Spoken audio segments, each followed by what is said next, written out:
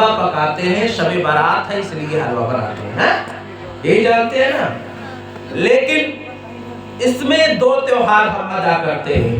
شب برات نجات والی رات، توبہ کرنے والی رات، توبہ سے معافی مانگنے والی رات، گناہوں سے توبہ کرنے والی رات.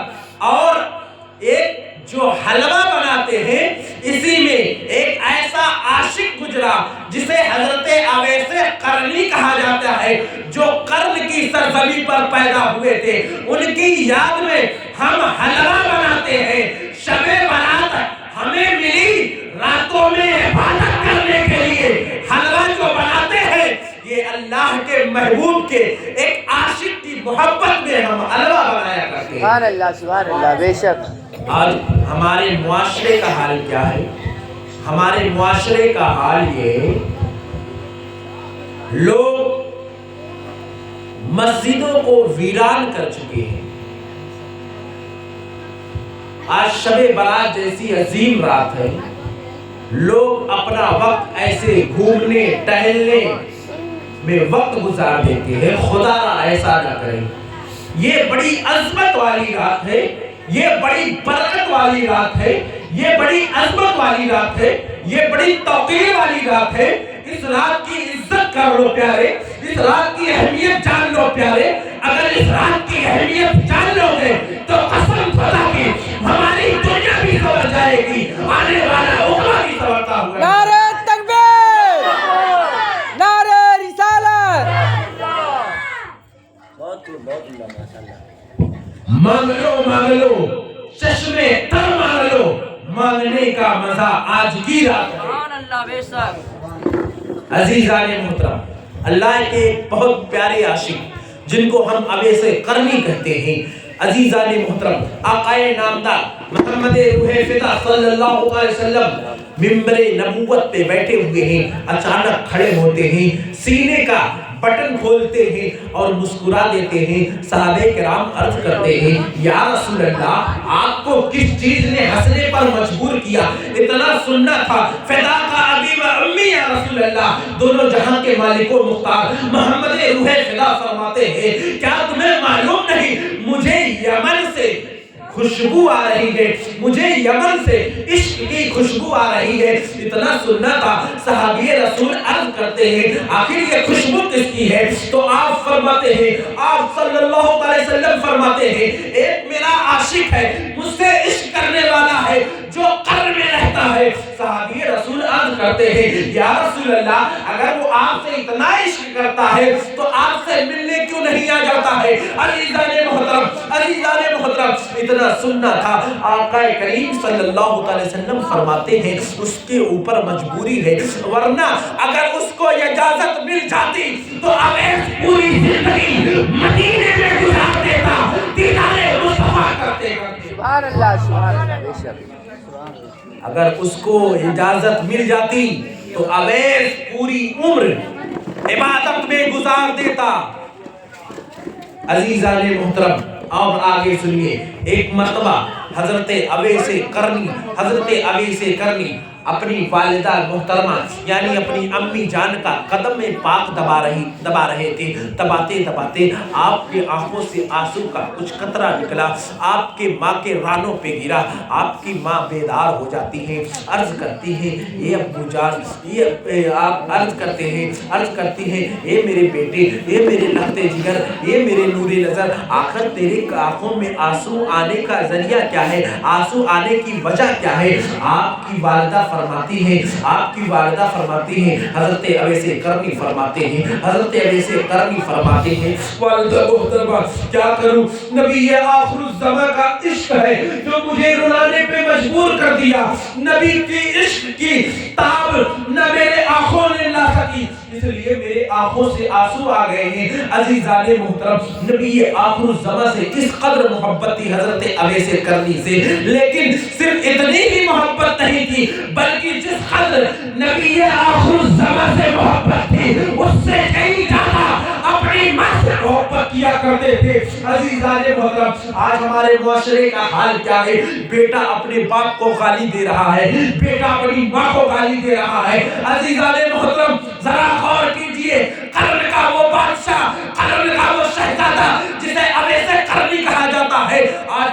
دنیا میں اس کے نام کا حلوہ بنا کر ہم کھاتے ہیں، پوری دنیا کے لوگ اس کے نام کا حلوہ کھا رہے ہیں۔ ذرا سوچو وہ کس قدر ماں سے محبت کر رہا تھا، کس قدر ماں سے محبت کر رہا تھا۔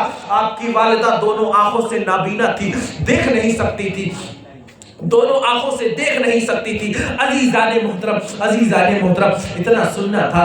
آپ کی والدہ محترمہ فرماتی ہے ماں کی ممتا ہی الگ ہوتی ہے، ماں کی ممتا ایک عجیب کیفیت والی ہوتی ہے۔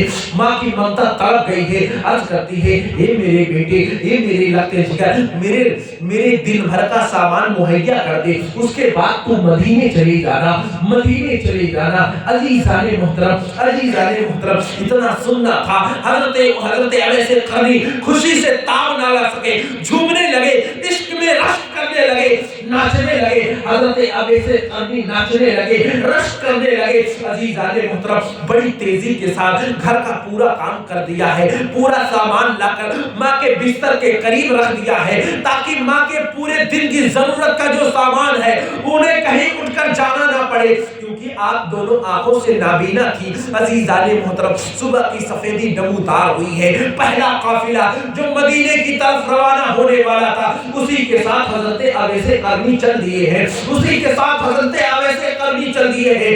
عزیزان محترم، عزیزان محترم، حضرت اویس قرنی پہلے قافلے کے ساتھ چل دیے۔ آپ کے پیروں میں جوتیاں نہیں ہے، نبی کا عشق ایسا تڑپا رہا ہے، نبی کا عشق ایسے بے قرار کر رہا ہے۔ حضرت اویس قرنی کے پیروں میں جوتیاں نہیں ہے، ریگستان سے چلتے ہوئے جا رہے ہیں، پاؤں میں کانٹے لگ رہے ہیں، پاؤں میں نوکیلے پتھر چبھ رہے ہیں، پاؤں میں نوکیلے پتھر چبھ رہے ہیں، لیکن سرکار سے ملنے کی تاب میں حضرت اویس قرنی بڑی تیزی کے ساتھ بڑھے چلے جا رہے ہیں، بڑی تیزی کے ساتھ بڑھتے ہوئے چلے جا رہے ہیں۔ عزیزان محترم، حضرت اویس قرنی محبت رسول میں فنا ہو چکے تھے، محبت رسول میں گرفتار ہو چکے تھے۔ اگر سوچئے لیلا کو عشق ہو جائے، مجنوں کو عشق ہو جائے لیلا سے، تو سامنے کوئی نماز پڑھی تو لیلا کو فکر تو لیلا کو کچھ پتہ نہیں چلتا ہے۔ ذرا غور کیجئے، جس نبی کے صدقے میں کائنات بنائی گئی ہے، اگر اس سے کسی کو سچا عشق ہو جائے تو اس کے سامنے اگر کسی کو قتل کر دیا جائے تو اس کے سامنے کچھ فرق نہیں پڑنے والا۔ عزیزان محترم، حضرت اویس قرنی چلتے ہوئے کعبہ شریف، مدینہ شریف کے چار دیواریوں میں پہنچ گئے۔ جیسے آپ کے گاؤں کی کوئی سرحد ہوگی نا، قصبہ کی کوئی سرحد ہوگی، ویسے مدینے کی سرحد میں پہنچ گئے۔ کیا دیکھ رہے ہیں؟ چھوٹے چھوٹے ننھے بچے کھیل رہے ہیں۔ آپ بچوں کو گودوں میں اٹھا کر چوم رہے ہیں اور عرض کر رہے ہیں واہ رے یہ بچے کتنے خوش نصیب ہیں، روز نبی احمد مختار کا چہرہ دیکھتے ہیں، روز ان کی گلیوں کی زیارت کر رہے ہیں، اور میں اویس کتنا خوش نصیب ہوں کہ دیدار یار کی ایک جھلک پانے کے لیے تڑپ گیا ہوں، ایک جھلک پانے کے لیے تڑپ گیا ہوں۔ عزیزان محترم، حضرت اویس قرنی کبھی دیواروں کو چوم رہے ہیں، مسجد نبوی کے اندر گھستے ہیں، منبر رسول کو چوم رہے ہیں، قالینوں کو چوم رہے ہیں، مصلوں کو چوم رہے ہیں، اس لیے چوم رہے ہیں کہیں سرکار یہاں قدم ناز تو نہ رکھے ہو، اپنا قدم کہیں یہاں نہ لگا کے چلے ہو۔ عزیزان محترم، اتنا سننا تھا تو آپ نے کئی لوگوں سے پوچھا کہ آقائے نامدار کا کچھ پتا ہے؟ لوگوں نے کہا آج تو معلوم نہیں، آقائے نامدار کہیں جا چکے ہیں۔ آپ ام المومنین حضرت عائشہ صدیقہ کے حجرے کے پاس جاتے ہیں، دروازے پہ دستک کی آواز دیتی ہے، اندر سے آواز آتی ہے کون؟ باہر سے آواز دیتے ہیں میں اویس، میں قرن سے آیا ہوں، آقا کی محبت نے مجھے کھینچ کر لایا ہے، میں چاہتا ہوں دیدار مصطفیٰ ایک نظر کر لو۔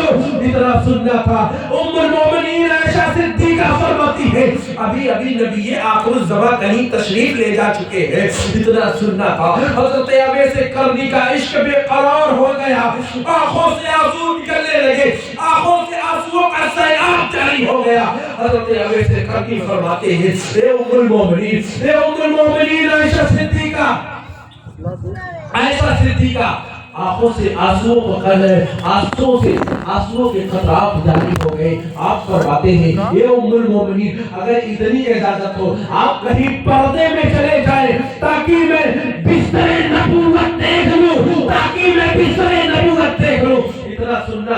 ام المومنین فرماتی ہیں چلے آؤ میں پردے میں ہوں. اتنا سننا تھا حضرت اویس قرنی جب حجرہ نبی میں پہنچتے ہیں کبھی نبی کے بستر کو چوم رہے ہیں